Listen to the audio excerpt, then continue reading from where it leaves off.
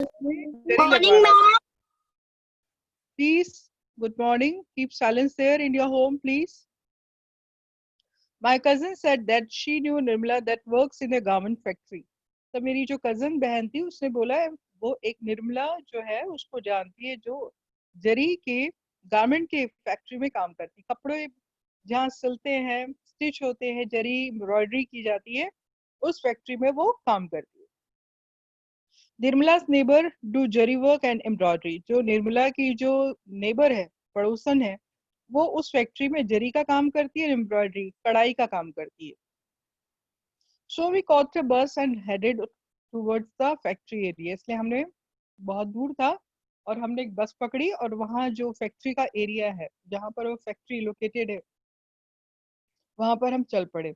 The bus was really crowded. बस जो थी वो बहुत ज्यादा भरी हुई थी।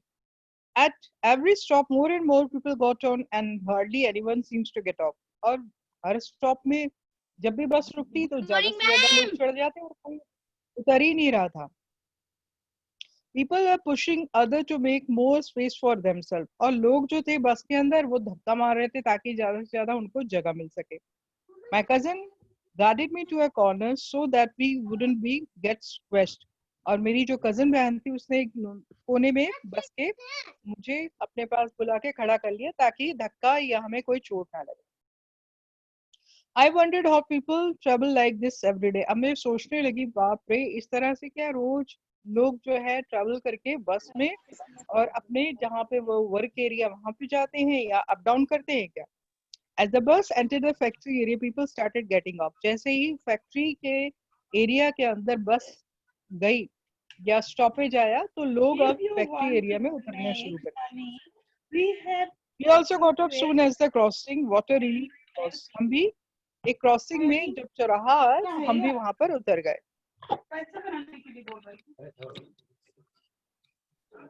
There were a large number of people sitting on railing or in a group of the crossing. बहुत सारे लोग थे वो चौक में बैठे हुए थे या लोहे की जो रेलिंग थी उसके ऊपर बैठे थे। They are waiting for something. वो किसी ऐसा लग रहा था जैसे वो कुछ चीज का इंतजार कर रहे हैं। They seems to be waiting for someone. Some groups had people in scooters standing by and talking with them. कुछ लोग ऐसे थे जो उन लोगों के साथ जो बैठे हुए थे स्कूटर में आके और उनसे बातचीत कर रहे थे। My cousin explained that this place was called Labor Chowk. और जो उसकी जो बहन थी उसने बताया कि ये चौक जो है लेबर चौक कहलाता है। These were daily wages labor who worked as helper to mason. और ये जो लोग जो बैठे हैं वो दहाड़ी पे काम करने वाले मजदूर हैं जिनको रोज ही काम पे लगाया जाता है। और ये सब के सब क्या है, मिस्त्री है या कोई हेल्पर है, कोई किसी के हेल्प करने वाला है, जैसे मजदूर के रूप में काम करते हैं या फिर कोई मिस्त्री के रूप में काम करते हैं। दे डिग एट द कंस्ट्रक्शन साइट्स। वो क्या करते हैं, जहाँ पर कंस्ट्रक्शन हो रहा है वहां पर वो साइट्स में खुदाई का काम करते हैं, लिफ्ट लोड्स और अनलोड्स।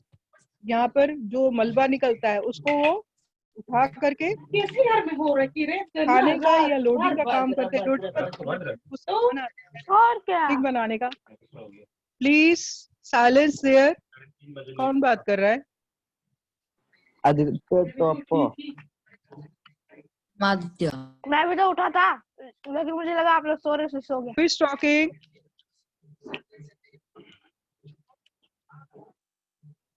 हम आदित्य के यहाँ से टॉपर। बात नहीं करे। जैसे आप अपने स्कूल में बहुत अटेंटिव होकर क्लास अटेंड करते बेटा, यहाँ पर भी क्लास अटेंड करिए क्योंकि आपकी यहाँ अटेंडेंस लगती है, मार्किंग होती है।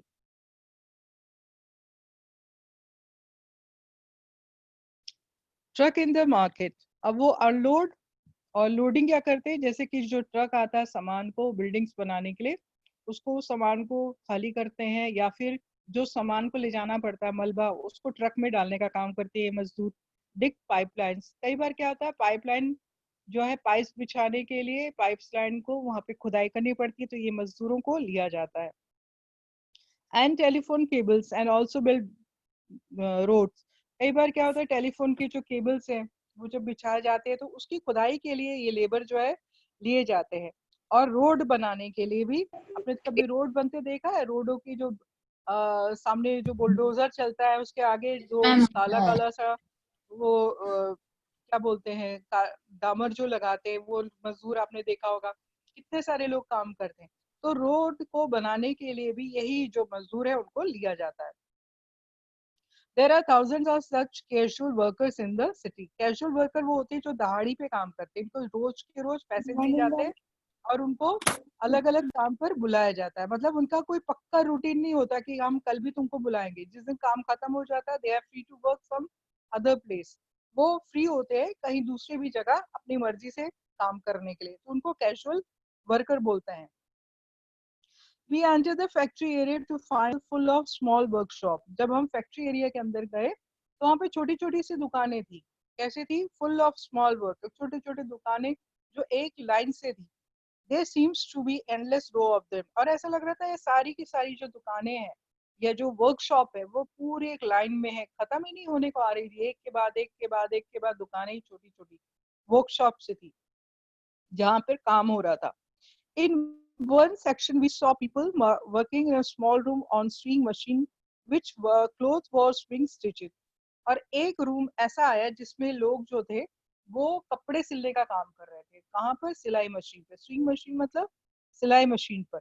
1 person operated one swing machine. एक व्यक्ति जो था, देखो यहाँ पर ये सिलाई मशीन है, सिलाई मशीन को एक ही व्यक्ति जो है वर्कर चला रहा है। 1 person operated one sewing machine. Clothes that had been stitched were stacked on one side of the room. जो कपड़े सिल जाते थे उनको दूसरे रूम में स्टैक मतलब उसको और जो उसका फिनिशिंग देना है उस फिनिशिंग को करने के लिए दूसरे रूम में पहुंचा दिया जाता था। We located Nirmala in the stitching unit. हमने निर्मला को जहाँ पे सिलाई हो रही थी उस यूनिट में हमने उसको देख लिया। लोकेट मतलब खोज लिया। She was happy to meet my cousin and promised to get zari work done in my dress. और उसने वो जो थी मेरी कजन बहन से मिलकर बहुत खुश हुई और उसने वादा किया कि जरी का जो वर्क है मेरी ड्रेस में वो मुझे करवा देगी। She was very happy. Morning ma'am. Nirmala Nirmala works as a tailor in an export garment. Good अब ये जो मॉर्निंग मैम। निर्मला है ये एक फैक्ट्री में काम करती है जो कि एक्सपोर्ट का मतलब क्या होता है बच्चों, कोई बताएगा? इंपोर्ट और एक्सपोर्ट का क्या मतलब होता है? मैम इम्पोर्ट मतलब खरीदना, मैम बेचना। इम्पोर्ट की मतलब आना, एक्सपोर्ट मतलब मैम दूसरे देश को भेजना, और इम्पोर्ट मतलब कि जो हम लेते हैं बाहर से जो आता है बेचना किसी और कंट्री हाँ में। हाँ जी, अपने देश की चीजें दूसरी जगह जाती है तो उसको हम बोलते हैं एक्सपोर्ट। और जब वहां और से मैम कोई बाहर बाहर की चीज, से जो चीज आती है उसको बोलते हैं एक्सपोर्ट कहते हैं। इम्पोर्ट। उसको इंपोर्ट बोलते हैं बेटा। वेरी नाइस, गुड गुड, आपने बहुत अच्छा एफर्ट किया, शाबाश बेटा। जो इंपोर्ट और एक्सपोर्ट होता है तो एक्सपोर्ट यहाँ पर मतलब जो गारमेंट्स की जो फैक्ट्री है वो सामान को दूसरे कंट्रीज में भेज रही है। Unit the factory where the she works make a summer clothes. अब ये जो मैम फैक्ट्री थी एक्सपोर्ट होती ये क्या काम करती थी? ये समर के यानी जो गर्मी के कपड़े थे उनको बनाती थी for people in foreign countries. जो दूसरे देश के लोग थे, कौन कौन से देश के लोग थे? जैसे अमेरिका हो यूएसए। गया, यूनाइटेड किंगडम हो गया, अमेरिका यूएसए। जर्मनी हो गया, एंड नीदरलैंड्स। इन देश में यहाँ के कपड़े जो बनाए जाते थे, सिले जाते थे, कौन से? समर के कपड़े, विंटर के नहीं, समर के कपड़ों को इंडिया से एक्सपोर्ट किया जाता था इन कंट्रीज पे। Workers like Nirmala have to work very long hours in the months from December to April. ये जो 5 महीने का जो टाइम था उसमें निर्मला जो थी वो बहुत ज्यादा लंबे टाइम पर काम करती थी, यानी कि उनकी फैक्ट्री में लॉन्ग टर्म पर जो है वो काम लिया जाता था। कौन से महीने में? दिसंबर से अप्रैल के बीच में 5 महीने। A normal working day begins at 9 a.m. and finishes only at 2 by 10 p.m. और जो वैसे उनका रेगुलर टाइम था सुबह 9 बजे से शाम के यानी रात के 10 बजे तक। Sometime even later she works for 6 days a week. कभी कभी ज्यादातर अगर काम ज्यादा होता था तो 6 दिन वो काम करती थी।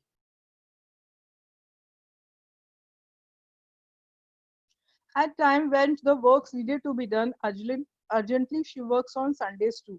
और कभी जब फैक्ट्री में ज्यादा मांग होती थी कि भाई जल्दी जल्दी काम करिए, अर्जेंटली आपको माल वहां सप्लाई करवाना है दूसरे देशों में, तब वो क्या करती थी, संडे को भी काम करती थी। Nirmala is paid ₹80 a day for 8 hours and ₹40 extra for working late.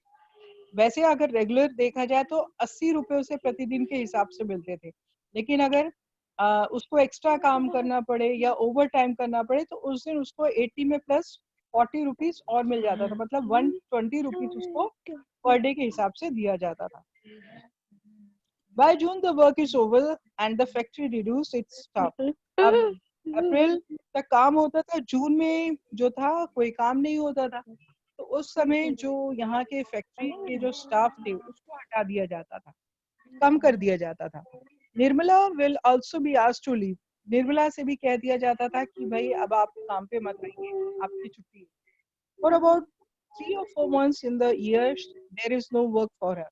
तो इस तरह से महीने के जो साल के जो 3 या 4 महीने ऐसे होते थे जिसके पास, जो निर्मला के पास काम नहीं होता था, और उस वक्त वो विदाउट वर्क होती थी, बिना काम के घर पे रहती थी या काम ढूंढती रहती थी। तो यहाँ पर आप देख रहे हो बेटा, पिछले हमने पढ़ा था कि मार्केट में अगर हम देखें तो एक रिक्शा पुलर है, रिक्शा पुलर के पास खुद की चीजें हैं। जो रिक्शा पुलर है, जो बच्चू मांझी का हमने पढ़ा था कि इसका भी पास अपना प्राइवेट काम है और ये जब चाहे काम कर सकता है, ये भी लॉन्ग टर्म पे काम करता है, ठीक है। लेकिन ये है कि इसके पास कोई काम नहीं छीनता है, ये जब चाहे काम कर रहा है, नहीं कर रहा है, ये अपनी मर्जी का मालिक है। फिर हमने और पढ़ा था कि जो वेंडर्स होते हैं, वेंडर्स के पास भी जो पटरियों में सामान लगाते हैं, मार्केट लगाते हैं, वो भी इनसिक्योर होते हैं। कभी पुलिस ने हटा दिया तो उनके पास जगह नहीं होती और वो किसी दूसरी जगह चले जाते हैं। यहाँ पर भी जॉब जो उनके जो बिजनेस है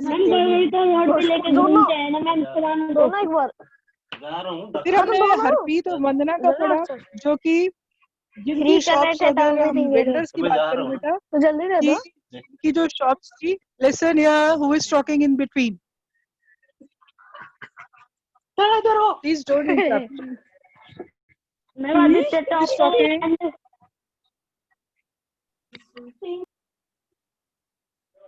आप अपनी बात कर लीजिए, ठीक है, मैं चुपचाप हो जाती हूँ, मैं नहीं पढ़ाऊंगी। मैं आदित्य टॉप और जीत आती मैम।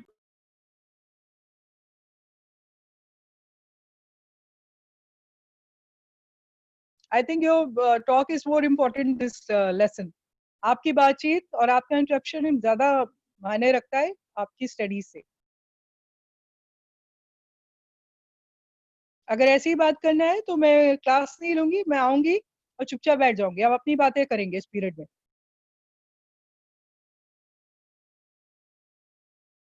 हो गई अपनी बातें आपकी?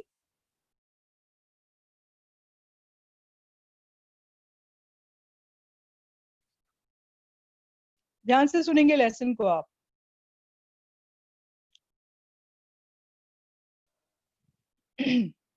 By June and the work is over the tree, ये हमने पढ़ लिया था, ठीक है। तो यहाँ पर बच्चों हम ये देख रहे हैं कि यहाँ पर जो वर्कर है फैक्ट्री के, उनके पास काम तो है, परमानेंट काम नहीं बोल सकते, कुछ मंथ के लिए, 5 महीने के लिए उनको काम दिया जाता है एज ए वर्कर, लेकिन उसके बाद उनको हटा दिया जाता है। तो उनकी जो फैक्ट्री है वो परमानेंट है, लेकिन जो उनके वर्कर है वो परमानेंट नहीं, रेगुलर बेसिस पे नहीं होते, वो टेम्पररी होते हैं। तो ये एक अंतर है। Most workers like Nirmala are employed on what is known as casual basis, like जो निर्मला है वो भी एक दहाड़ी पे काम करने वाली वर्कर है, जिसको रोज के रोज पैसे दिया जाता है और उससे काम लिया जाता है। They are required to come as and when the employer needed them, और वो तभी काम पर आते हैं जब उनको काम करवाने वाले की उसकी जरूरत होती है। यानी फैक्ट्री में काम है तब उसको बुलाया जाता है, जब फैक्ट्री में काम नहीं होता तो उसको नहीं बुलाया जाता या काम नहीं दिया जाता। They are employed when the employer get large orders during a certain season. जब फैक्ट्री में बहुत बड़ा ऑर्डर आता है तभी उन लोगों को बुलाया जाता है, ताकि आप आइए और जो गारमेंट्स की ऑर्डर मिला है उसको वो पूरा करने में फैक्ट्री का जो ऑनर है, जो एम्प्लॉयर है, उसकी हेल्प कर सके। At the other times of the year they have to find some other work. यहाँ पर निर्मला के पास जब ये 5 महीने काम करने के बाद जो 2-3 महीना ऐसा होता है, 3-4 महीने ऐसा होता है जो उसमें काम नहीं होता, तो वो दूसरा काम ढूंढती है। Jobs like Nirmala's are not permanent. इस तरह से आपने देखा कि कुछ जॉब्स भी है वो परमानेंट नहीं है, मैम ये प्राइवेट आपका जो जॉब है। स्क्रीन है धुंधला धुंधला दिख रहा है। आप ठीक है? नो आप ठीक मैम, है? No ma'am. तो आपके यहाँ से होगा बेटा, मेरे यहाँ से तो क्लियर दिख रहा है। Your voice is clear. Ma'am clear तो है मैम, स्क्रीन भी आपका हाँ, वॉइस इसके आपके यहाँ से जो बच्चे ने बोला है, मेरे ख्याल से आपके ही फोन के स्क्रीन में कुछ होगा। होगा बेटा, क्योंकि मेरे यहाँ से मैम तो बिल्कुल क्लियर है क्लियर। आपकी स्क्रीन और वॉइस।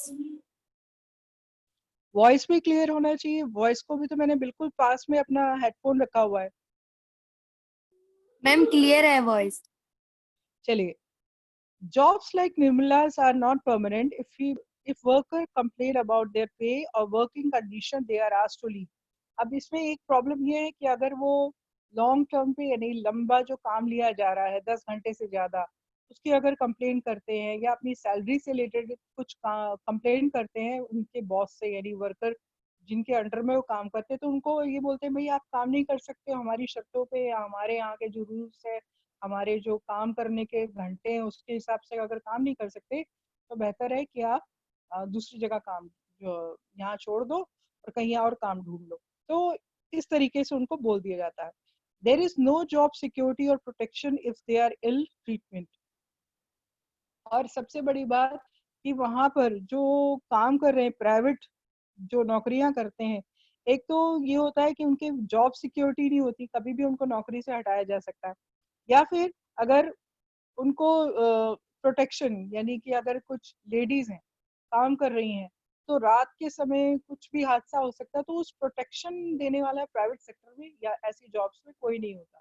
सिक्योरिटी उन लेडीज को नहीं दी जाती। If there is ill treated, यानी बुरा व्यवहार अगर इन महिलाओं के साथ कहीं ऐसी जगह पे जहाँ वो प्राइवेट काम कर रही है रात के समय, तो उन लोगों के प्रोटेक्शन के लिए कोई भी expected to work very long hour. और इसके अलावा जो प्राइवेट जॉब करती हैं ये लेडीज फैक्ट्रीज वगैरह में, उनके जो काम करने के घंटे हैं वो बहुत ज्यादा लंबे होते हैं। For example in the cloth mill unit the workers work on day and night shift. अब जैसे कपड़े बनाने की जो मिल है वहां पे जो लोग हैं वो दिन रात काम करते हैं, मतलब 24 आवर जो लोग हैं काम करते हैं। कैसे करते हैं? With each shift lasting 12 hours. एक मजदूर की जो नौकरी होती है वो 12 घंटे की होती है ड्यूटी उसकी। One worker works on one machine for 12 hours and then it is replaced to another for the same machine at the next 12 hours. एक मजदूर 12 घंटे एक मशीन पे काम करता है, फिर जब उसके 12 घंटे खत्म हो जाते हैं तो दूसरा जो व्यक्ति है वो 12 घंटे के लिए उसी मशीन पर काम करता है। तो इस तरह से दिन भर जो है क्लोथ कपड़े बनाने वाली मिल में काम लिया जाता है। अब देखो यहाँ पर कॉल सेंटर की बात आ गई। ये भी कॉल सेंटर जो है वो एक तरह से प्राइवेट जॉब होती है। लोग यहाँ पर भी कंपनीज में काम करते हैं, परंतु यहाँ पे काम करना और मार्केट में या फैक्ट्रीज में काम करने में क्या अंतर है उसके बारे में पढ़ेंगे। जैसे working in call centres is a new form of employment in the big city. बड़े बड़े शहरों में कॉल सेंटर्स जो है वहाँ पे काम करना, उसका बड़े शहरों में वो एक नया आजकल ट्रेड, एक नया मतलब रीति चल पड़ी है। अब लोग कॉल सेंटर्स में ज्यादा इंटरेस्टेड हो गए काम करने के। A call center is a centralized office that deals with problems and questions that customers have regarding goods, purchase and services like banking, tickets booking, etc. अब ये कॉल सेंटर क्या होते हैं? कॉल सेंटर दरअसल एक ऐसी यूनिट होती है कोई कंपनी की या कोई ऑर्गेनाइजेशन की, जिसमें कस्टमर को, मान लीजिए कोई कंपनी है, जैसे अमेजोन कंपनी है, अमेजोन के जो जितने प्रोडक्ट है उसको बेचने का काम करती है। तो ये कॉल सेंटर से उस प्रोडक्ट का लॉन्च करते हैं, उसको इंट्रोड्यूस करते हैं, एडवर्टाइज करवाते हैं, लोगों को उसके बारे में बताते हैं। सपोज किसी कस्टमर की कोई प्रॉब्लम है, कोई शिकायत आती है, तो ये कॉल सेंटर जो है वो उस कॉल शिकायत सेंटर को पे कॉल सुनकर करते हैं। सॉल्व करते हैं। कॉल करके उनके बैंक प्रॉब्लम। Servicing bank. तो ये जो कॉल सेंटर्स है किस किस में काम करते हैं? बैंक में काम करते हैं, टिकट बुक करने में, रिजर्वेशन का काम भी करते हैं, रेलवे में। Call centers are generally set up in a large room with a workstation that include a computer, a phone set and supervisor stations। इसमें क्या जरूरत होती है? देखो, कंप्यूटर की जरूरत होती है। सारे के सारे जो कंप्यूटर्स है वो एक यूनिट में रखे होते हैं, और हर यूनिट में एक फोन होता है जिसके थ्रू वो बात करते हैं।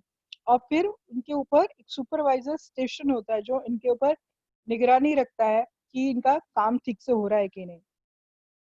India has become a major center not only in the Indian companies but also foreign companies। अब हमारा जो भारत देश है वो धीरे धीरे इन्हीं तरह की कंपनी, जो मल्टीनेशनल कंपनीज होती है, जो अपने देश और विदेश दोनों में अपने जो प्रोडक्ट है या रिलेशन है या इंटरनेट में जो भी उनके इंटरनेशनल फॉर्म में काम करती है, उनमें कॉल सेंटर्स जो है लिंक का काम करते हैं। एक देश में, अपने देश में भी ये प्रोडक्ट को बेचते हैं, साथ में दूसरे देशों में भी इन प्रोडक्ट्स को बेचने का काम भी कॉल सेंटर्स करवाते हैं। तो हमारा भारत देश भी अब धीरे धीरे इसमें सेंटर होता जा रहा है, केंद्रीय होते जा रहा है, ज्यादा से ज्यादा लोग जुड़ते जा रहे हैं। They set up call centers here as they are get people who can speak English and will work for lower wages। यहाँ पर भी ऐसे लोगों को ज्यादा रखा जाता है जो इंग्लिश अच्छे से बोल सके और कम पैसे में वो ज्यादा काम करवा सके। तो ये भी क्या है, पर्सनल या प्राइवेट कंपनीज ऐसा काम करती हैं। इन द ऑफिस एरिया, अब ऑफिस एरिया में कैसे काम करते हैं इसके बारे में पढ़ेंगे।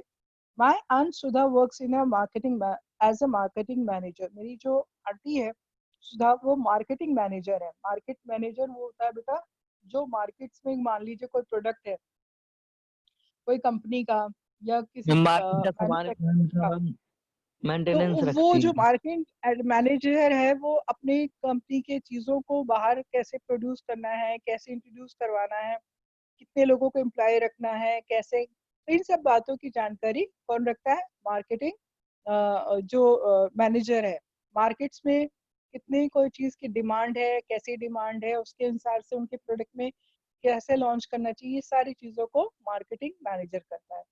तो she has asked her to reach her office before 5:30। तो सुधा जो उसकी आंटी थी उसने बोला कि आप बिफोर 5:30 से पहले उसके ऑफिस में पहुंच जाए। वी हैड गेट लेट, हमें लगा कि हम लेट हो जाएंगे। So we took an auto rickshaw that manage to get us there just in time. तो जैसे ही हम ये सोच रहे थे कि कहीं लेट ना हो जाए, हमने तुरंत एक रिक्शा पकड़ा। और office was an area surrounded by tall buildings. ज्यादातर उसकी जो ऑफिस की जो बिल्डिंग थी वो लंबी बड़ी बड़ी बिल्डिंग से घिरी हुई थी। There were hundreds of people coming out, बहुत सारे हजारों लोग जो थे उस बिल्डिंग से बाहर आ रहे थे। some headed on the car park while other went towards the raw bus। कुछ तो अपनी कार की तरफ चले गए और कुछ बस स्टैंड की तरफ चले गए ताकि वहां से बस पकड़ कर अपने घरों को जा सके। My aunt is a marketing manager in the company which manufacturing biscuit। मेरी जो आंटी है वो मैनेजिंग डायरेक्टर, जो मैनेजर, वो एक बिस्किट फैक्ट्री की है, जो बिस्किट बनाने वाली कोई कंपनी है। The factory where the biscuits were made is outside the city। और ये जो बिस्किट्स बनाने के बाद उसको बाहर दूसरे शहरों में भेजा जाता है। She supervised the work of 50 salesperson who travel to different parts। और वो 50 जो सेल्समैन है उनके ऊपर वो मॉनिटरिंग करती है, उनको देखती है कि भाई ये सही काम कर रहे हैं कि नहीं, दूसरे शहरों में जाकर बिस्किट्स जो है वो सही समय पे दे रहे हैं कि नहीं, ये सब बातों को देखती है। They get orders from the shopkeeper and collect payment from them। ये जो सेल्समैन है क्या करते हैं, बिस्किट के पैकेट्स देते हैं और फिर वहां शहरों में दूसरे जाकर पेमेंट्स उठाते हैं शॉपकीपर्स को देकर। She has divided the city in 6 regions and once a week she made the salesperson of each region।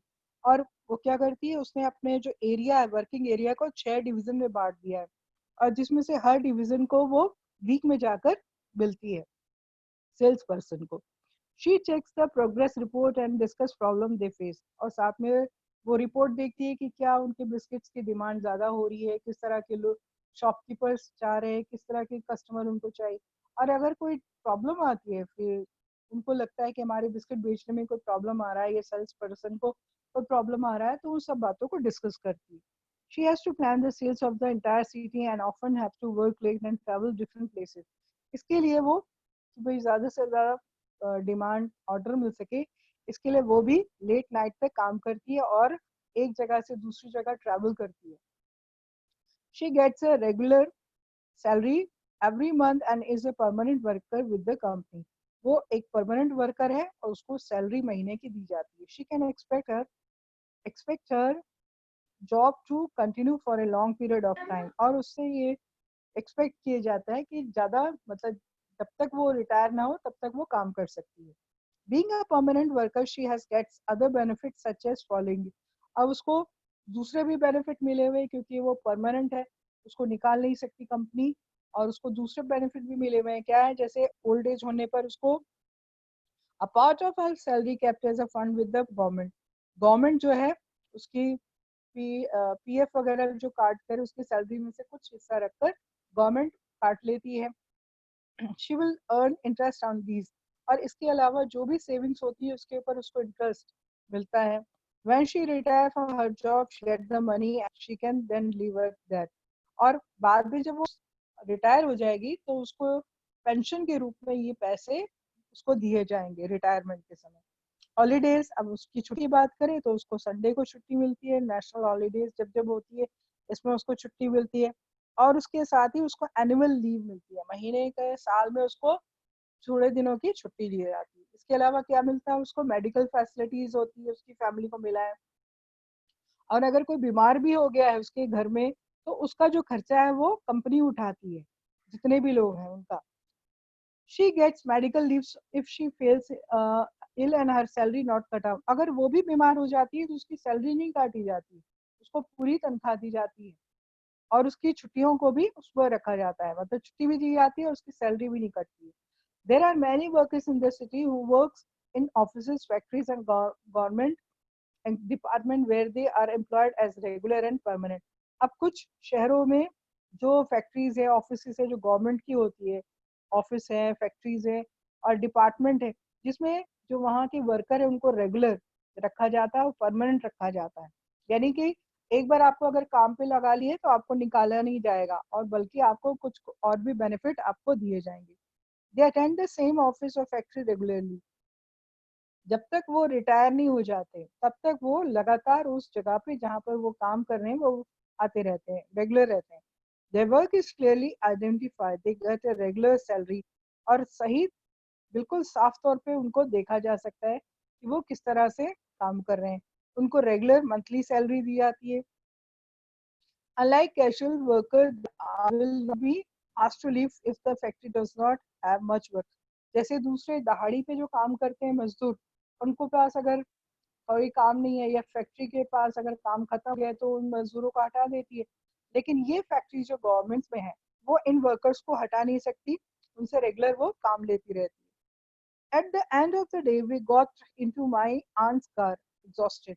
अंत के समय मतलब शाम में जब हमारी आंटी आई, हम बहुत ज़्यादा थक चुके थे और हम उनकी कार में चले गए. But it was been very much fun, and I thought how interesting that so many people do many different things in the city.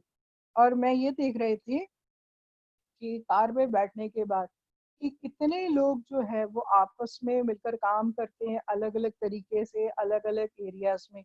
उनके काम करने का जो ढंग है वो भी एक दूसरे से अलग है. उनका जो अर्निंग सोर्स है, जो वो पैसे कमा रहे हैं, वो भी एक दूसरे से बिल्कुल अलग है. They have probably never met each other, but it is their work that ties them together and help to make up city life.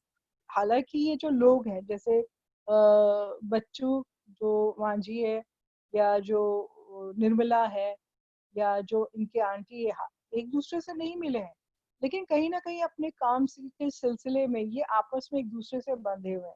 एक दूसरे के बगैर इनका काम भी नहीं होता. जैसे मान लीजिए रिक्शा पुलर जो रिक्शा खींचने वाला है, अगर छोटे डिस्टेंस में हमें कहीं जाना है, रिक्शा अगर ना हो, छोटी जगह में तो बसेस नहीं चलती हैं, ऑटो भी नहीं चलता, लेकिन अगर रिक्शा है वहाँ पर तो रिक्शा कहीं ना कहीं जो रिक्शा पुलर है वो हमारी हेल्प करते हैं.